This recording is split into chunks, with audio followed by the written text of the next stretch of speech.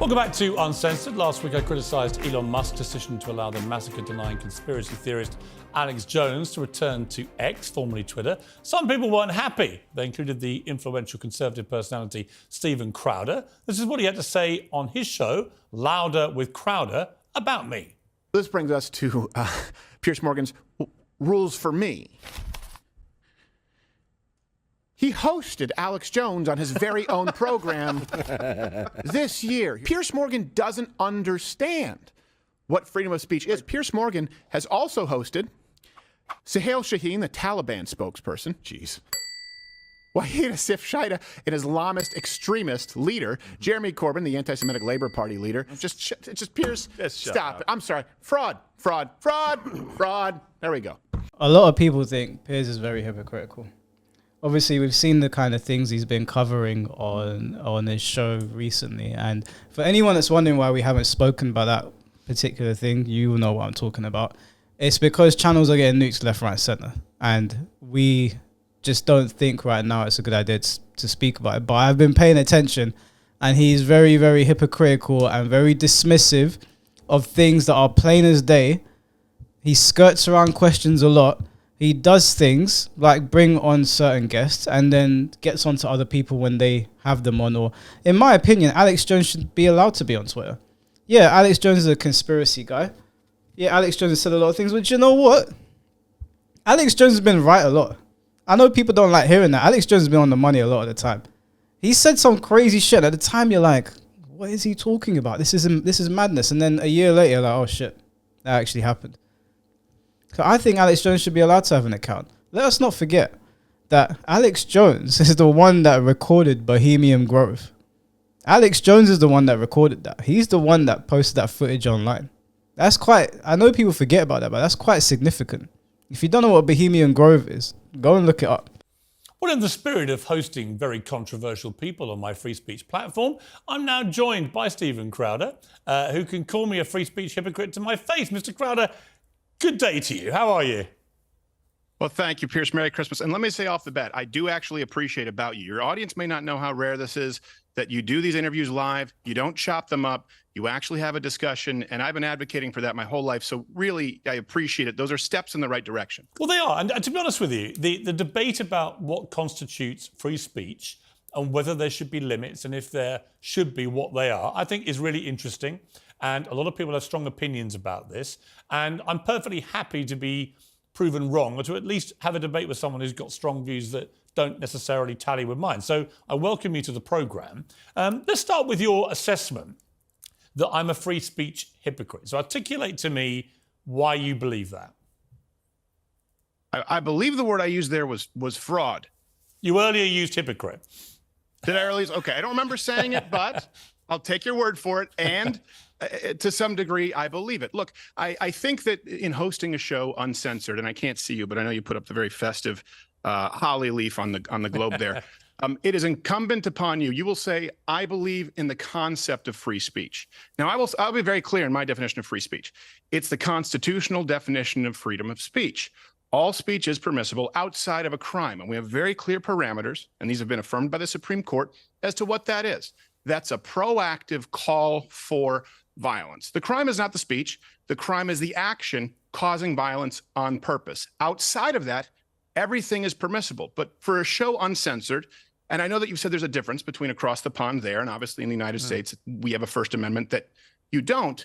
How would you define freedom of speech? Well, I don't think we're as far apart as you think. I mean, you talk about the First Amendment not protecting, for example, crime. It's a little bit more complicated. For example, it doesn't protect you if you deliberately defame somebody. And my argument about Alex Jones in particular was that he's just been punished with over $1 billion fine in one of the biggest defamation cases in modern American history for deliberately telling lies about the families of the poor victims of the Sandy Hook massacre over a sustained period of time, which led to them getting direct harassment and other criminal activity. So I was joining all the dots there of his particular situation, and I concurred with Elon Musk's original view when he was asked about it when he first bought Twitter last year, which was he was not going to allow him back on. He's now changed his mind, but my opinion was based on the Constitution of the United States not protecting you if you are guilty of defamation. I think Piers' assessment on defamation of character is fine. And I think what Alex Jones did was wrong when he defamed the parents of Sandy Hook. That's as it goes. I know people believe that Sandy Hook was like an inside job, but I think that has been put to bed now. And even Alex Jones has apologized for it. And he got it wrong, which is, you peddle 100 conspiracies, you're going to get some wrong or maybe a lot wrong, in the pursuit of looking for the truth. And I know people feel strongly about Alex Jones on both sides. Personally, I like Alex Jones. I think he's a character. He's been right about a lot of things. But when you're delving into those sort of topics that are they're very creepy, and there's a lot of shadow organizations that he talks about, you're probably going to get a couple things wrong. Now, Sandy Hook happened to be one that was really bad that he got wrong. But Piers' assessment there would be fine if it were applied to everybody else. I can't say what I want to say on YouTube for obvious reasons, but there are plenty of times when the media deliberately lied to us in the last 4 years, when they deliberately showed us fake things, when companies around the world lied to us, they lied to us about biology now. And when these things come out, they just sweep it under the rug. They just ignore it. So if they're going to apply that to Alex Jones, they should be applying it to all of these corporations, all of these governments that continuously lie to us, continuously feed us bullshit. Even now, with the chaos going around the world, we all know that the mainstream media are talking out of their ass. Everyone knows. I've seen what people are like on social media. I see where people are leaning. And we can see it. We've got our phones. We've got computers. We can see it with our own eyes. We know they're lying to us. We know they are defaming certain types of people, but the energy is not the same. So if you do that to Alex Jones, you have to do it to everybody else that's doing it. Otherwise, don't do it to anyone. Well, okay, so I'm going to have to take the rounds out of that magazine from how loaded that question was and so much misinformation there. And that's the beauty of the freedom of speech. You can say that, you can speak misinformation, and you have the right to, for example, saying he knowingly lied. Look, I'm not in the business of defending everything that Alex Jones has said, okay? But if you're going to say the 22 minutes out of 8,000 hours of broadcast time for which he apologized, acknowledged that he was wrong, constitutes what you are saying is proactively lying, that is a very dangerous precedent. But he did, it's not accurate. Hang on, Stephen. It's not accurate. Stephen, he did deliberately lie for a sustained period of time, for years, about these families. He knew Sandy Tell me how he deliberately lied. He knew that. Tell me how he deliberately lied. That's a lie. I remember when that was going on. Alex Jones got the situation wrong. He thought the parents were in on it. He believed that. I was watching it when it was going on. He believed that happened. And then he came out and said, okay, I was wrong. Because there was a very weird video that came out of Sandy Hook where obviously all these children had been massacred. And then someone was recording one of the parents laughing their heads off or whatever. And then as soon as the cameras turned on, they realized the tears started. So everybody was like, what the fuck's going on there? And then I think the conspiracies might have gotten worse from there. So being wrong about something does not mean you're lying. You could say to me, Michael, that TV's blue. Just because it's black and you see it as blue doesn't mean you're lying to me. But Piers did deflect there as well. Yeah. He was like, tell me how he was lying, and he just went, he was lying. Yeah. He wasn't lying. He got the information wrong, but getting information wrong and lying are not the same thing. You can be mistaken and think you're telling the truth. Then it's not the same thing. And he was found to have deliberately lied. Tell me how he deliberately lied. And by the way, in his defense, Tell me how he deliberately lied, please. In his defense, he tried to play the First Amendment card, and it was rejected by the judge. Rejected. Tell me how he deliberately lied, please. Because he knew that it wasn't a hoax. He knew the massacre had happened. Incorrect. Let's listen to what he said. That's incorrect. Let's play what he said. Hook, it's got inside job written all over it. Sandy Hook is a synthetic, completely fake, with actors, in my view, manufactured. I couldn't believe it at first. People just instinctively know that there's a lot of fraud going on. But it took me about a year with Sandy Hook to come to grips with the fact that the whole thing was fake. Whole thing was fake. Repeatedly. That's a series of different shows he did. You still haven't answered. You still haven't answered. That doesn't prove that he knowingly lied anything. But Look, Alex Jones is wrong about a lot. You're a very Alex Jones is wrong about a lot. Stephen, you and I disagree. But he's also afraid. Stephen, you and I disagree. Hang on. Believed it, and I'm then going to respond to wrong. you. You and I disagree about many things. We agree about many too, right? But on this point, you're a very smart guy. I wouldn't question that for a moment. You and I both know Alex Jones knew that was not faked, Sandy Hook. You and I both know that. He's asked him, how do you know he lied? Because have you ever watched InfoWars before? No. Alex Jones says a lot of things where you would literally, you're washing the dishes and you hear something crazy and you're like, what? And it's like out of this world. Some of them turn out to be true. I remember he said they're making the frogs gay. That's something that came out of his mouth. And I remember for years people ripped into him. And then I heard not too long ago, they were actually running tests that turned the frogs homosexual. And I was like, now I don't know if that's true. That's what I heard. But a lot of people saying, yeah, no, Alex Jones was right. And he's been right about a lot of things. Now, like I said, when you're talking about conspiracies, things that happen under the radar that the mainstream media are probably privy to that we're not supposed to know about, I'm sure you're going to get a lot of things wrong. But in all of those clips that Piers just played, that looked like a man that believed what he was saying but was wrong. Am I wrong? It didn't look like he was lying to me. It looked like he believed what he was saying and he got it wrong. So I have to spit the words out that you just tried to place in my mouth. I do not know that. I don't agree with the premise, and you have yet to prove it. Here's the beauty, though. I don't have to prove it. Even if you were The to court commit proved it. defamation, even if no, it didn't, and even It did. assuming They that found you him don't guilty discuss of the caps defamation. with your audience, and I'm going to continue speaking as though we're having a dialogue. Even assuming that you don't discuss the caps, that he would never pay out the far lower settlement that they have decided they would allow, considering this will go to a superior court and will get thrown out, even if you allow all of It won't those be things. thrown Here's out. the beauty of the First Amendment. Here's the beauty of the First Amendment. Even if you at one point commit defamation, you still don't forfeit your right to speak going No, you forward. don't. You No, don't no, lose I a agree. fundamental human right. I agree. And And that's Stephen- not why he was banned from. That's not why he was banned from Twitter. I You know that. He was You know banned from that. Twitter. He was banned from Twitter for having a pop at some guy from CNN. I don't care about that. I'm more interested in why Elon Musk tweeted when he bought Twitter and was asked, will you bring back Alex Jones? He said, no, I won't allow somebody back on, having gone through the pain himself of a child dying in his own arms, one of his children. He wasn't going to allow someone who profited from the pain of dead children to be back on the platform. He then changed his mind, which he's allowed to do. He owns the platform. X is a private company owned by Elon Musk. He can do what he likes with it. But they also have a series of rules which are available on their website, which you can check about what is allowed and not allowed. And they will deplatform you if you transgress those rules. And my point to you is that the situation with Alex Jones is that he was found guilty in an American court of defamation. And yes, it's entirely down to Elon Musk that he can bring him back. But I agree with the first version of Elon Musk's decision-making, not the second one based on a completely undemocratic... Let me just stop Piers right there. If I believe something to be true of you and I go and tell people, I could be wrong, but I believe it, but I've still defamed you.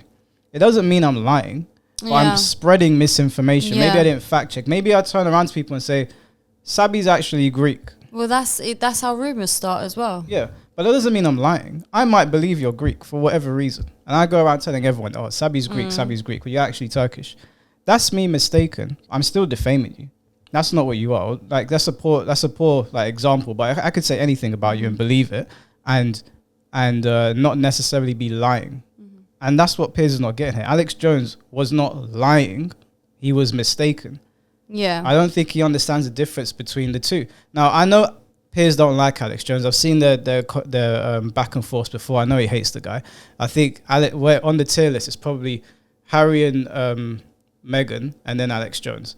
Like, Piers really doesn't like the guy. And it's fine if he doesn't think that he should be allowed back on Twitter. But this point on defamation and the Sandy Hook massacre does not stand. It just doesn't. Yeah, it would be painful to be a parent and have some guy on the internet pointing at you saying you're a paid actor after your child has been massacred. I completely understand that. And there should be consequences for something like that.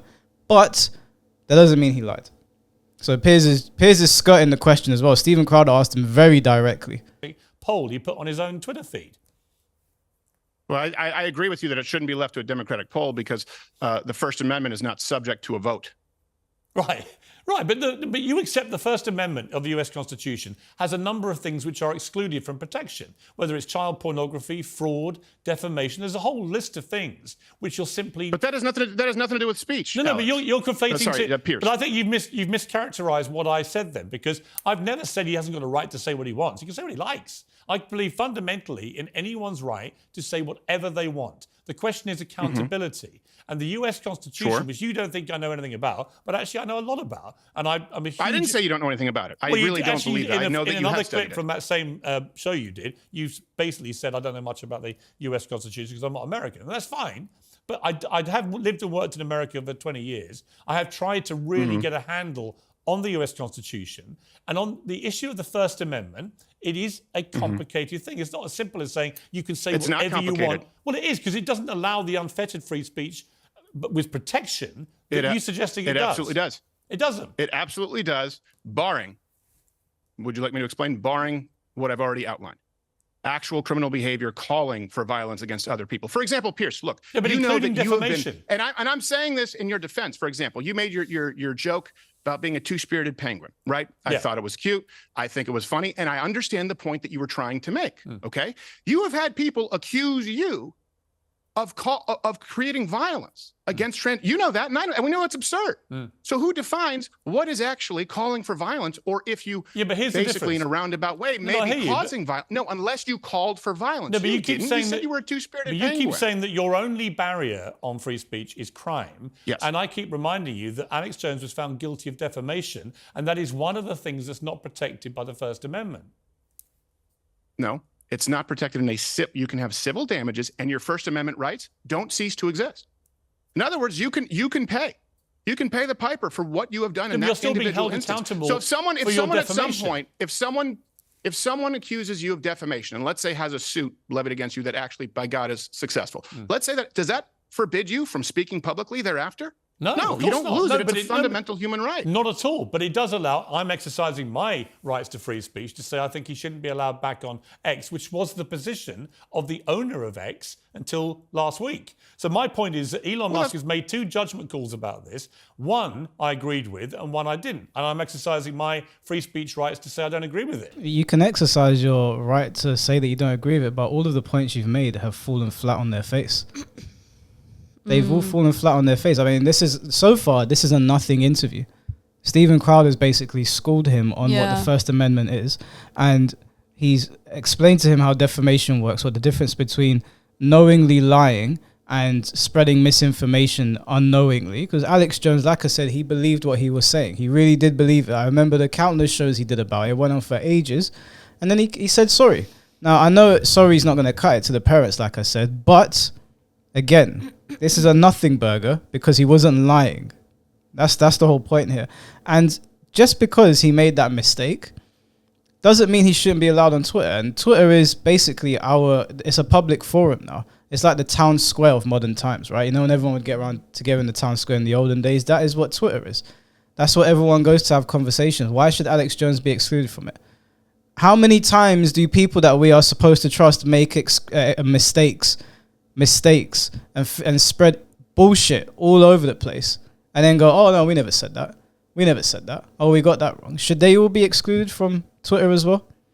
If they're going to hold that energy for Alex Jones, hold it for all of them. He can even hold it for Piers. I'm sure Piers has unknowingly spread misinformation. You are, and I completely support your right to that. The problem is Elon Musk changed his mind in the face of new information. And if we want to have productive dialogues, we need to. You know what? This is one thing I often ask. And by the way, I think that none of this is a gotcha for Twitter clicks. I hope to God it's not. How often, when you were on CNN, or how often when you were on your morning show there in the UK, or how often do you see on any news network someone say, you know what, new information came out and I was wrong? And I say that because you've done it and I appreciate it. You said, you know what, if I knew what I know now about the COVID vaccine, specifically that if you get the COVID vaccine, you cannot transmit it. Yeah.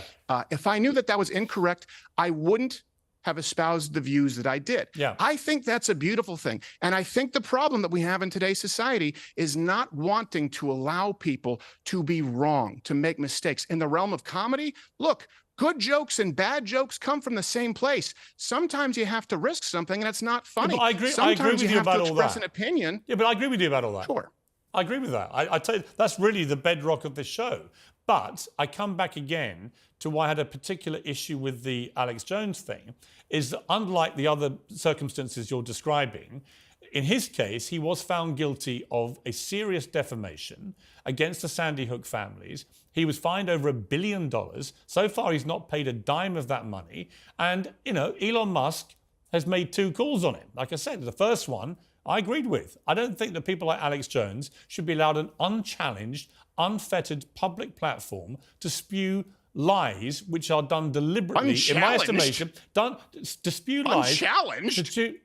Are you out of your tree, sir? He's unchallenged. It's a cesspool. No. Anyone can say anything they People like. can reply to him, but no one can have a direct challenge to Alex Jones, like I did when he came on my show. They can. That's a load of nonsense. I've been watching Alex Jones go on podcasts for ages and they challenge him. I was literally listening to him. He was on Joe Rogan's podcast quite a while ago. I was watching one of the old episodes. Even Joe Rogan was pushing back on some of the things he was saying. Like, people have been challenging Alex Jones for a long time. But again, have you noticed Piers is just circling back? Steven Crowder made that whole spiel about people making mistakes and changing their mind, and even Piers has done it. And then all he says is, yeah, but Elon did this then, and now he's doing this now. He's just saying the same thing. I think he knows that Steven Crowder's got him, because if you're an advocate for free speech, based on what Alex Jones did, you wouldn't be against him being on X. You just wouldn't.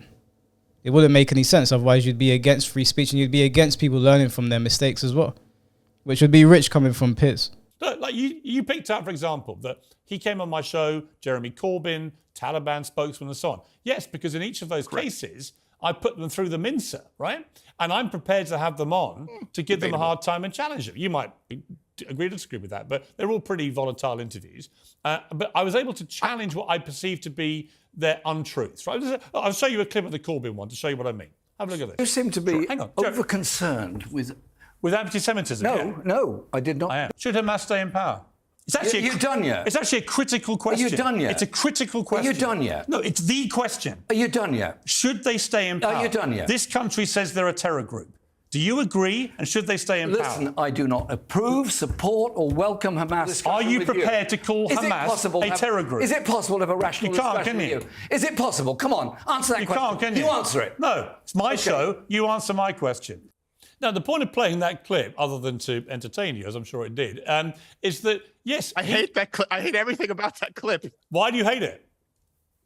I hate it because I don't like Jeremy Corbyn, but I think he's a bombastic prick, but I also think that you should have let him finish speaking. Why? Because then he would express bad ideas. Yeah, that's why I support freedom of speech. But actually, in the end, I could tell very quickly he was never going to give an answer, and therefore we were in a game of cat and mouse, which went on so long that the viewer was left in no uncertain terms what his answer actually was. Because otherwise, you just say Hamas are a terror group. It's not difficult. And in fact, 2 days later, he admitted Hamas are a terror group. That was his position.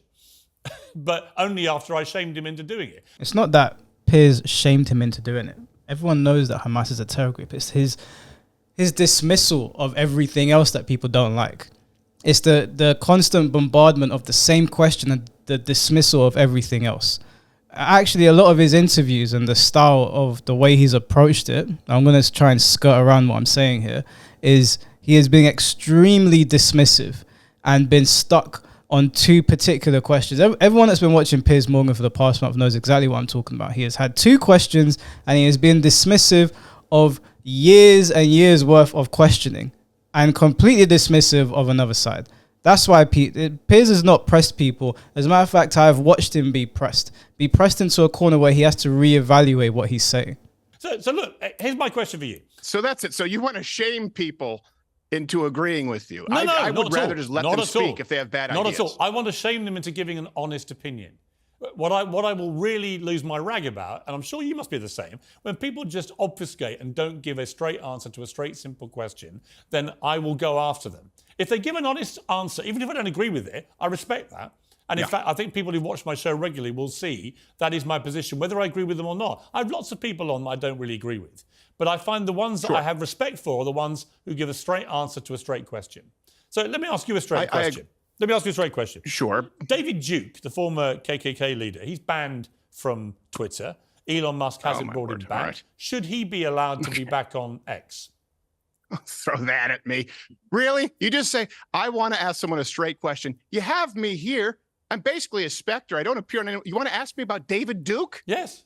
Because he's banned from Twitter. Should David Duke be allowed back on X? Yes. I'm not as familiar with David Duke as I am with Alex, which is why I was able to point out that you cannot prove that he knowingly lied about anything. No. If David Duke has called for the violence, look, if David Duke has called for the violence, actions of violence against minority groups, then no. If David Duke has espoused horrible points of view that can be refuted, by the way, not only by other people who are on X, but by the community notes on X, and on a platform where people are free to speak on both sides of the aisle, then yes. It doesn't mean that I think he's anything other than a racist prick. That was a very good answer. Yeah, David Duke is the leader of the KKK, and he deliberately asked that question because if you're seen saying, yes, David Duke should be allowed on Twitter, immediately that's going to get clipped. Then we have Steven Crowder supports hyper-racist David Duke. So the way he answered it was actually very smart, and I completely agree with him. There are community notes on Twitter where people get fact checks. The community can interact with them. I think people like David Duke, if they're able to operate on there, people should be allowed to post replies.